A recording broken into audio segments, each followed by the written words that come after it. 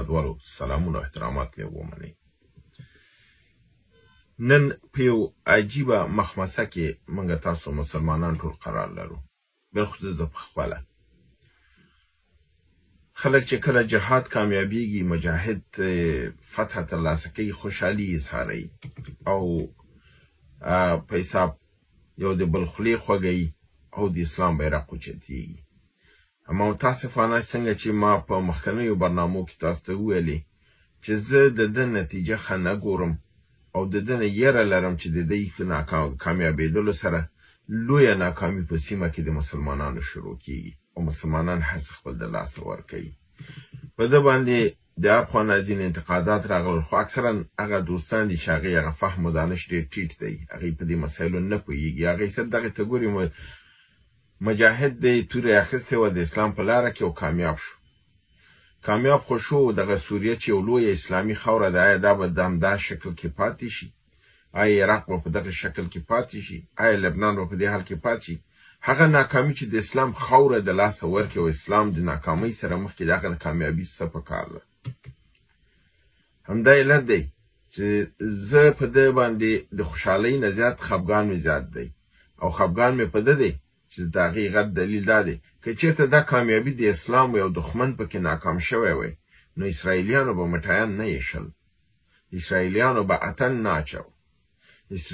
اسرائیلیانو هم خوشحالي اظهار کړې ده، هم یو د بل خولې خوږې کړي دي او ویلي چې د لوی اسرائیل د جوړېدو موقع لاسته راغله. نو دلته تاسو یې که زه مټایي ایښم او هغه هم مټایي ایښي، زه هم خوشحالي کوم او اسرائیل هم خوشحالي کوي، نو زه نه پوهېږم دلته ګټونکی څوک دی او بایلونکی څوک دی. په مجرد چې بشارالاسد چې کمونیستو او د باسي پارټۍ مشرو او تیر 450 کالو کې چې یعنې 1901 نه چې د پلار حافظ الاسد کودتا وکړله، نظام یې ونیوه او بیا په 2000 کال کې هغه مړ شو او د 2000 نه پاس د زوی ډاکټر بشارالاسد چې اصلا د سیاست کې علاقه نه درلودله، هغه یو بل مشر زوی و، هغه یې تربیه کړی و د سیاست لپاره او هغه د مفکوره او د سیاست د بشارالاسد سره فرق و، ځکه بشارالاسد یو طبي ډاکټر و او د سیاست سره علاقه نه درلوده. خو هغه په یو حادثه د ترافیکو کې مړ شو مشر زوی، نو مجبورا بشارالاسد صحنې ته راغی او په ټول دغه 450 کالو کې ډېر د سوریې خلک ستونزې دغه شول او ډېر زیات قتل و قتال او زندانونو ته لاړل. په 1982 کې ډېر لوی قتل و قتال حافظ الاسد وکړ، په 2011 کې دغه لوی قتل و قتال وکړ د بشارالاسد. نو یعنی په 1982 کې پلار یې دا کار وکړ حافظ الاسد او په 2011 کې دا کار وکړ. په کل کې چې موږ تاسو ګورو خدا د اسرائیل د سوریې د خلکو په حساب قابض ظالم او جابر نظام لکه افغانستان کې د خلقان کمونستانو چې قتل و قتالونه وکړل، خلک د منځه ویوړل، ویوژل او ډېر خلک په لکونو کسان ووژل شول. 15,000 کلي په افغانستان کې د خلقانو پرچمیانو په وخت کې وران شو. همدارنګې د عباس پارټۍ د افغانستان د خلق دیموکراتیک غونډې ګوند هلته د عراق کې و، هلته و په لیبیا کې معمر قذافي و، دا د یو وخت سوسیالیستانو چې کامیاب شو. څنګه یو مسلمان کولی شي د یو سوسیالیست نه فرزنده دغه وکړي؟ موږ هرګز هغه نظام نه دی تایید کړی او نه یې تاییدوه، مګرم فرق دا و چې دغه سوریه، عراق او د خاوره پې باندې فعلا محفوظه وه، د اسلامي خاوره د لاسه نه تلله، نظام تغییرېدل هر زمان ممکن و. اوس راځو دې ته چې آیا دغه تغییر چې اوس راغلی، اوس خو تغییر راغی، بشارالاسد لاړه او اوس خاوره دغه مجاهدینو ته لاسته ورغله. راځئ دا اوس وګورو چې دغه تېرو 48 ساعتو کې په دغه سیمه کې څه شوي دي. برعلاوه د دې نه چې ما تاسو ته وویلې چې هغوی خوشحالي وکړه، اتڼ یې واچو او مټایان یې ویشل اسرائیلیانو. دا ما تاسو ته په تېره برنامه کې ویلو چې ګولان هایټس یا جولان هایټس چې دي چې د محمد ابو الجولاني د هغه د جولان د سیمې سړی دی، د همدغې سیمې دی چې اسرائیل قبضه کړې ده. نه تنها چې هغې سیمې ته دوی خپلې نوې قواوې ته ټانکونه او دی راوستل اسرائیلیانو، بلکې بر علاوه له ده نه 14 کیلومتره نور د سوریې خاورې ته راننوتي دي اسرائیلیان. او منطقي نوم دی جبل الشیخ. د جبل الشیخ سیمې ته دوی خپل قوا راننایستي دي. په تیرو 48 ساعتو کې 100 هوایي بریدونه په سوریې باندې کړي دي او د دې بریدونو په نتیجه کې هغه د میزایلونو هوا دفاعي هوایي د سوریې چې و چندغه اسرائیل ته یریده او دفاع به کوله هغه د منځه تللی دي. د ټانکونو او د اردو او د قوای نظامی مراکز ورته وهلي دي او د میدان هوایي کې د تیارې په د دمشق تر سایه راغلي. دمشق کې میدان هوایي دغه کړی دی او هلته د تیارې ټولې مفلوجې کړي دي او د منځه وړي دي. او دا کار ولې دوی وکړه؟ لپاره دی چې آینده نظام چې په نامه د اسلامي او جهادي او نظام هلته راځي دا ونشي کولی چې دا وسایل ولري او بیرته د ده تازه اخیستل دوی لپاره اسانه کار نه دی. تیارې بیرته اخیستل، ټانکونه، میزایل، دفاعي هوا، څوک یې ورته ورکوي؟ امریکا وایي دا ترورستان دي. روسیې ورته شا واړوله ووتله، ایران ورته شا واړوله لاړل ووتل. څوک دي چې دوی ته به دا وسایل ورکړي؟ 100 عملیات هوایي اسرائیل پې انجام کړي دي او 15 عملیات امریکې کړي دي او په نامه د دې کړي چې ما داعش او ترهګرۍ ډلې مې والي دي او هغې هم دغه ټول د مراکز نظامي او دغه یې وهلي دي چې ځان ته آینده لپاره ساحه ځای کړي او امریکایان دلته خپل قوا او دغه نور هم زیات. نو ستاسو ماته دا ووایي چې ما هغه موقف نیولی و د دوستانو د ځینو نظریاتو دا و چې دا خو جهاد دی او د مجاهد راځي. نو ما ویلې چې مجاهد او د ده ته زموږ سلامي، مګر هم دغه مجاهد که راشي که دغه خاوره خپل په حالت نه پاتې کېږي او ضرر اسلامي نړۍ ته رسېږي د ده څه فایده به وي؟ تاسو ګورئ چې همدا اوس عراق ته د هم ګوښت متوجه دی.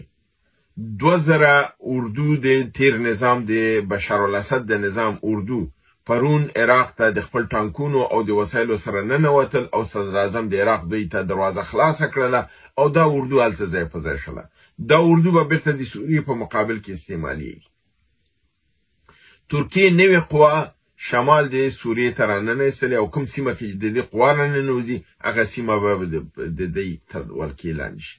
اسرائیل راننوتې ده فعلا 14 کیلومتره ده، په آینده ساعتو کې کیدای شي دا زیات شي. بیا به زه دا خبر هم تاسو سره شریکم چې څومره دوی مخکې راغلي. د روسیې دغه چې دی قوا فعلا هم په سوریه کې موجود دي او هلته شته دی، وتې نه دي او د مجاهدینو دا تضمین ورکړی چې دوی ته به ضرر نه رسي.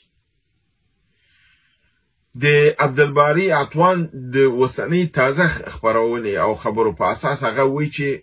ځکه چې ما په مخکني برنامه کې تاسو ویلو چې 4 یا 5 حصې به سوریه تقسیمیږي، هغه ویلي چې نه 6 حصې به دا تقسیمیږي. سوریه به د منځه ځي، لوی اسرائیل به جوړیږي، ترکیه به سمت شمال ترلاسه کوي او په سیمه کې د مشکلات سره کیږي. څنګه چې تاسو معلومه ده چې ما په تیره برنامه کې ویلو چې د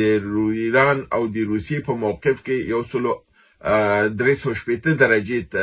فرق راغلی. اکثر دوستان دا انتقاد وکړ چې تا ولې 180 درجې ونه ویلې، فرق خو 180 درجې راځي ځکه دوی نظامي نقطې نظر ورته ګوري. نظامي دغه کې شاګرس ویل کېږي، یعنی ستا مخه شمال ته ته 180 درجې دور خوري او مخه د جنوب خواته کېږي. دا د موقف تغییر دی. اما د 380 درجو فلسفه څه ده؟ دا دایره چې ده چې کله چې دا دور خوري دا هر نقطه د صفري نقطه ده. کله چې یو صفري نقطې نه شروع کوي او 380 درجې دور خوري بل صفري نقطې ته راځي او کله چې ته صفر ته راځي ته هر څه د لاسه ورکوي او ته نه پوهېږي چې تاسو وکړل. ایران او روسیې 380 درجې موقف کې چې تغییر راغی په همدغې راغی چې اوس دواړه په صفر کې قرار لري. روسیې هم لوبه په سیمه کې بایللې ده، ایران هم لوبه په سیمه کې بایللې ده او اسلامي یو لویه خاوره په ورته د تقسیمېدو او د لکه حیوانات چې خپل په منځ کې یو مال دغه کې لکه د پړانګان او دی غویه دغه کې یا فرزند میخه یا آسیا ده بیا نو د هر خوانه پې لاشخوارو غوندې راتاو شي او دا داړهیي شلهیي او هر څوک خپل برخه ترې اخلي. د سوریې حالت اوس دا دی. دا مجاهدینو چې دا کامیابي ترلاسه کړې دا مملکت یې نیولی، آیا دوی به دا توان ولري چې دوی دا وساتي؟ آیا دوی یو لاس دی؟ دغه اوس چې کوم شی وشو چې محمد البشیر په حیث د مشر تعیین شو او په نړۍ کې ټوله غوغا د محمد ابو الجولانی ده، نو ماته دا هم د افغانستان صحنه را یادېږي چې مجاهدین راغلل، حکومت جوړ شو، حضرت صاحب په حیث رئیس جمهور شو، بیا استاد رباني شو، خو مسعود چې د کابل د نیولو ادعا یې درلودله،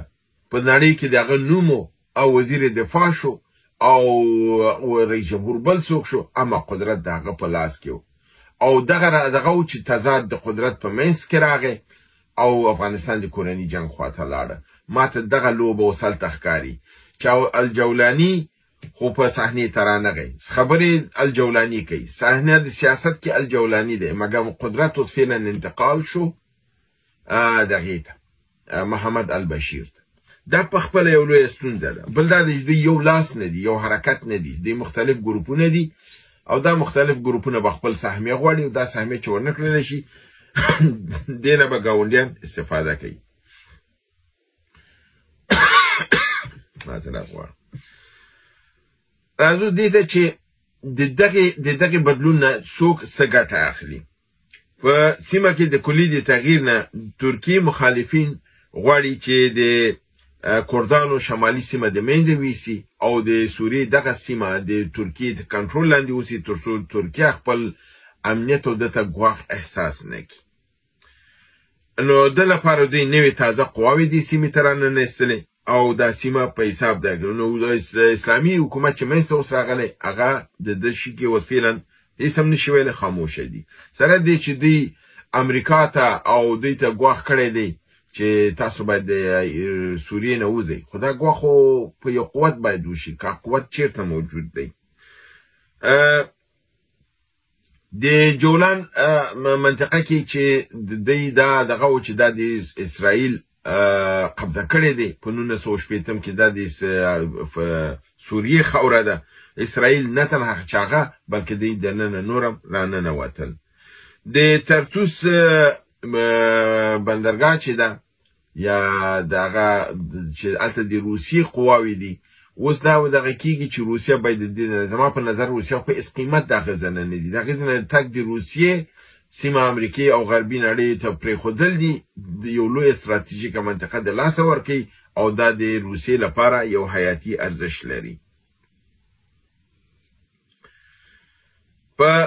د ده په نتیجه کې ایران تضعیف شو. تاسو ته معلومه ده چې اسرائیلیانو اوله کې حماس د منځه ویوړه، تضعیف یې کړ،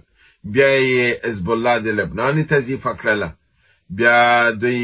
د ایران سره لاس واچو، هلته سره حملې وکړلې او بیرته بیا دوی په لبنان کې اوربند وکړه او دا خبره دوی وکړله چې موږ به په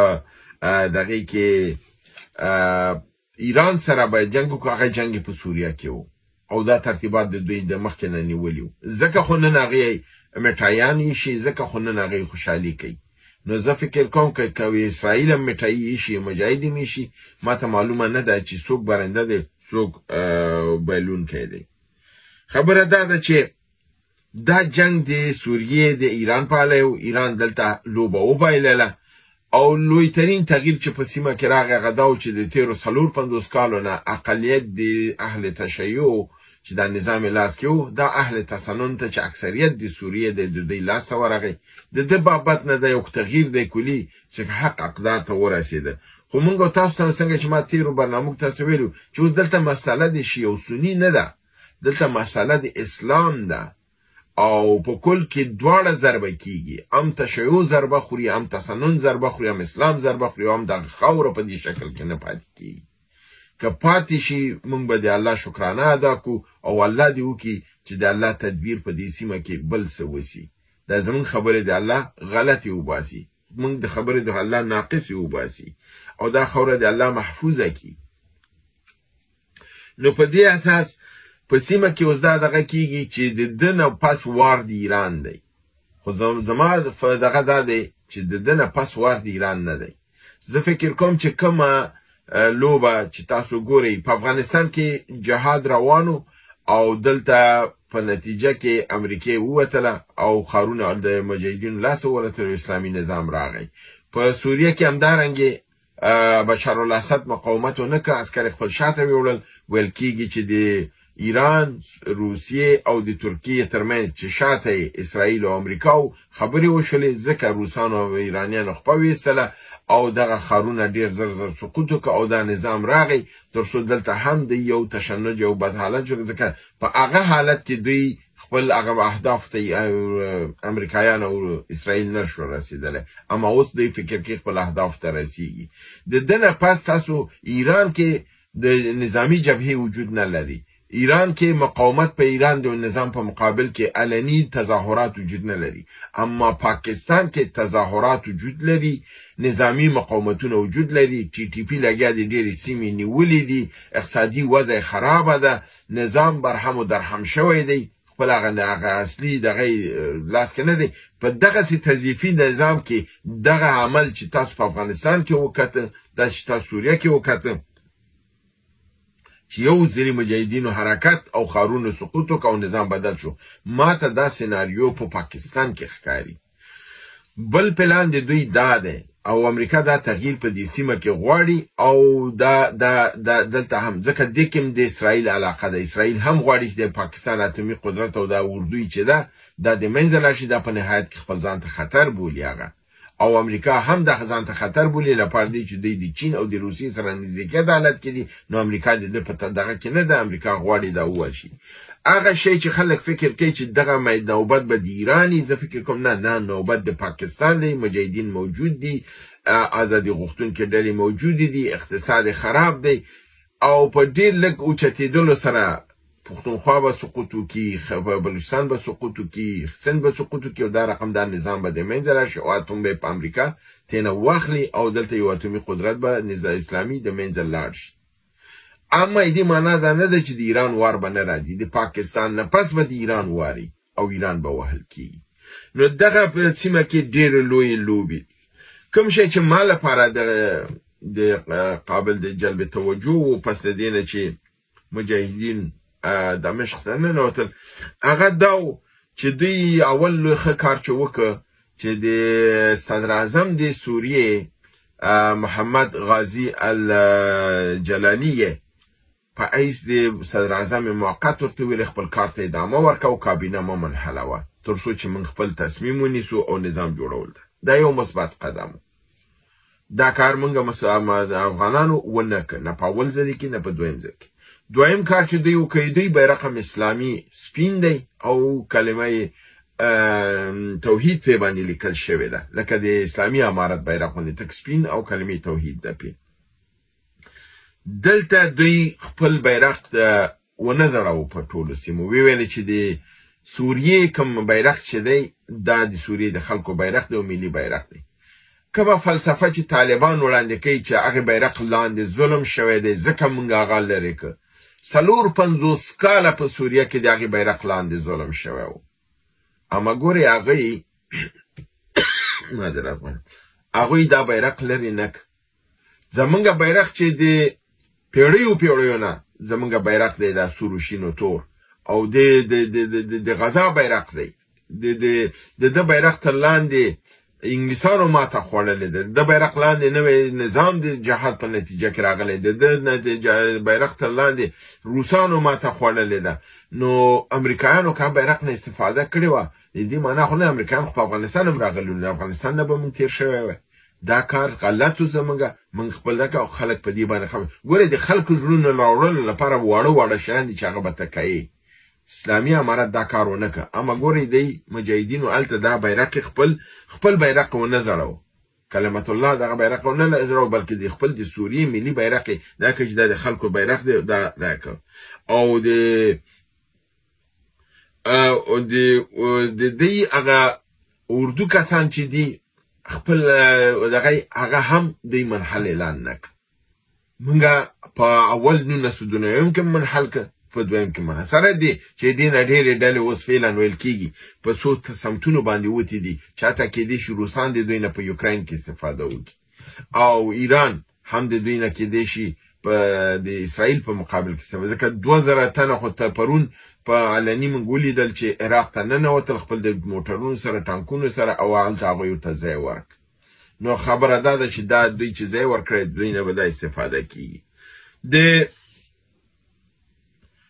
دغې په عراق کې د موجودیت د اردو د آینده لپاره یو لوی زنګ خطر دی مګر دا چې که فرضاً اسرائیل او دغه په سوریه رانوځي او د تضعیفوي چې هغه لاره چې دوی د لبنان لپاره هغه تړل کېږي نو د ایران هغه اړیکې د حزب الله سره ختمیږي او حزب الله نور هم تضعیفه کېږي او اسرائیل خپل پلان ته رسېږي چې حزب الله کله چې حزب الله د منځه لاړه لبنان سقوط کوي کله چې سوریه مکمل تضعیفه شوله او دفاع د منځه لاړله عراق خپله سقوط کوي او دا هغه پلانونه دي چې تر لاس لاندې دي او په دې باندې کار روان دی نو فلهذا په سیمه کې یو لوی کړکېچ منځته راغلی دی زه دا په ښه فال سره نه ګورم زما په نظر که همدغه مجاهدینو خپل مبارزې ته ادامه ورکړی وی مګر مملکت په دې حالت کې دا رقم ته چې د پردیو لاس باندې اوس ټوټې کېږي او دا نظر زما نه دی تاسو دا اکثرا وګورئ فرضاً عبدالباری عطوان چې دی د دې سیمې یو داسې یو تجزیه‌نګار دی چې تېرو 450 کالو نه په دې سیمه باندې کار کوي او په نړۍ کې د هغه یو موقف دی چې موضوعات چې وایي هغه د یو اسنادو او دغې په اساس وي او هغه وایي چې دا سوریه چې ده دا به تجزیه کېږي ټوټې کېږي او دا ډلې به وهل کېږي ځکه ښکاره خبر ده ګورئ ایران ورته د ترهګرو په سترګه ګوري اسرائیل ورته د ترهګرو په سترګه ګوري امریکا بمبارد کړی دی ویلي چې داعش او ترهګر هم ووهل او روسیه هم ورته د ترهګرو په سترګه ګوري فلهذا مشابه د افغانستان یو نظام منځته راځي سره د چې هغې تشابهات ډېر فرق کوي اوس په افغانستان کې څوک چې پتلون او دا د ریشیو لباس اغوندي هلته دا کوي دی ورته وایي چې نه افغاني لباس واغوند لونګۍ وه په مصر کې دا په سوریه کې دا شی نشته سوریه کې تاسو ګورئ چې هغې پتلون که لباس دا دغه لزان کې دی ټول مجاهدین دي په دې بابت کې کوم مشکل او ستونزه وجود نه لري څوک کوم لباس اغوندي خولۍ په سر ده که نه ده ګیره اوږده ده که لنډه ده په دې کې مشکلات نشته دی یعنی دا بعضې مثبت خواوې دي او هغه یې دې علت دا دی چې په دې کې تعلیم یافته کسان ډېر زیات دي زمونږ مشکل دا دی چې زمونږ خواته تعلیم یافته کسان ډېر کم دي ټول د مدرسې د یو تور تیاره تنګنا نظر نقطې نظر نه ګوري چې هغه باعث د دې کړي چې ستونزې په دغه کې زیات شوي دي هغه قوي اسلامي نظام چې کیدای شو تېرو 4 کالونو کې جوړ شوی وی ځکه ټوله خاوره په افغانستان کې هغه ستونزه موږ ورسره مخ نه شولو لکه کوم یو سره چې سوریه اوس مخ ده نو موږ ډېر کولی شو چې د دې وخت نه استفاده وکړو خپل مرکزي حکومت د امنیت راغلی دی او مثبت قدمونه هم شروع کړی وی مکاتب هم نه وی بند کړی خلک هم په د لباس او د ګیرو په دې په سر نه وی ځورولی د په عوض د دې مسایلو دا هم ساتي دا هم پرېښی وی د آینده لپاره پرېښی وی چې ملت خپل راحت دغه وباسي دغه زه دا مقایسې په ده لپاره کوم چې دا ټول تاریخ دی او درس دی د آینده د نسل او د بچو لپاره او د ده لپاره زه چې کله وایم چې دغه کامیابی زمونږ لپاره نیک فال نه دی بلکې دا ناکامیابي په لنډمهال کې د خوشحالۍ دغه په اوږد مهال کې دا د لوی غمیزې او بدبختۍ دغه دی الله دې وکړي زما خبره صحیح نه وي الله دې وکړي زما دا خبره الله غلطه ثابته کړي او زه یو وخت کې دا ووایم چې شکر دی چې زما خبره غلطه ثابته شوه او یو سوریه یو متحده او مستقله یو نظام او حکومت جوړ شي او وشي کولی ځکه چې موږ تاسو ګورو چې پس د اسرائیل د حملو نه الجولاني دا اعلان وکړ چې اسرائیل د عملیاتو دا نه کوي موږ به تر دغې پورې بیت المقدسه پورې دا جنګ به ادامه لري خو دا یو شعار دی ورکول کېږي په کوم اسلحې کې په کوم قوت کې تیارې درته ووهلې میدانویګانې درته ووهل میزایلونو مرکزونه یې درته ووهل 100 عملیات هغې کړي 15 امریکایانو کړي 115 عملیات در باندې شوي دي تا سره صرف ټوپک دی او دا دی تا سره میزایل نشته تا سره تیارې نشته هر څه یې درته د منځه ویوړل او که ته خریداري کوې ته چا نه خریداري کوې ایران یې نه درکوي روسیه یې نه درکوي اسرائیل یې نه درکوي امریکا یې نه درکوي د همدغې نړۍ سره دا شی دی فلهذا منګه د یو بل بمبس او مشکل سره مخ یو او دا یو لوی ستونزه ده او الله دې په دې اسلامي نړۍ او اسلامي امت باندې خپل رحم او ترحم وکړي او دغه مشران چې د جهاد تر نامه باندې جهاد کوي او پس د نظام جوړولو عقلانیت ورته خدای نه ورکړي داسې د مشران ته خدای هغه عقلانیت ورکړي هغه پوهه او فهم ورکړي چې لکه د صدر د اسلام د زعماو غوندې خلفای راشدین غوندې چې هم په اسلامي مسایلو پوهېدل هم په سیاسي او په اقتصادي مسایلو پوهېدل او همدا علت صرف یو توپیر دی چې په هغه وخت کې د ترهګرۍ نوم نه و او هغه وخت کې دغه شوشا نه و او دا میډیا دا نه وه نو مجاهدین اوس خو دا دی چې هر خواته بس یو आवाज دی ځان ته مسلمان به وایي خو مسلمان پاسیږي مجاهد ته د ترهګر لفظ استعمالوي دا د افسوس ځای دی هر هغه څوک چې مجاهد ته او د جهاد د نتیجې نظام ته د ترهګر لفظ استعمالوي زه فکر کوم هغه د یهودانو د نسل نه دی او هغه د یهود بچي دي او په دې کې بعضې تیر زمونږ سیاسي مشران هم چې تاسو کتل ترکیه کې تیر ورځ یو غونډه سره وکړله چې انشاءالله په هغې باندې به زه یو مفصله برنامه ولرم چې هغې هم په افغانستان کې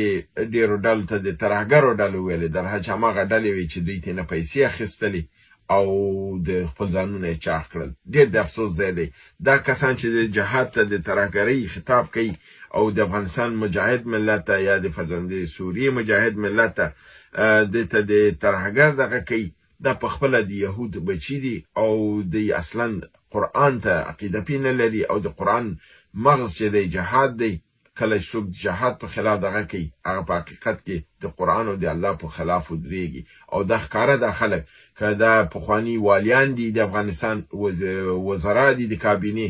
او د پارلمان غړي دي او د امریکا او کاناډا او د تلویزیونونو کې راځي او مجاهدینو ته ترهګر وایي دا په خپله د یهود بچي دي او د یهود باندې خرڅ شوي خلک دي دی ایمان نه لري دی عقیده نه لري دی ته همدغه دنیا د شراب د کباب د او شباب دی په هماغې دغه دی په قرآن په اسلام په دې عقیده نه لري اکثر یې روژه و مونځ نه کوي نو فلهذا داسې کس ته مسلمان ویل لازمه نه ده هیله ده چې برنامه وګورئ خوښه کړئ او دوستانو سره یې شریکه کړئ تر بل برنامې تاسو رب العزت سپارم وما علینا الا البلاغ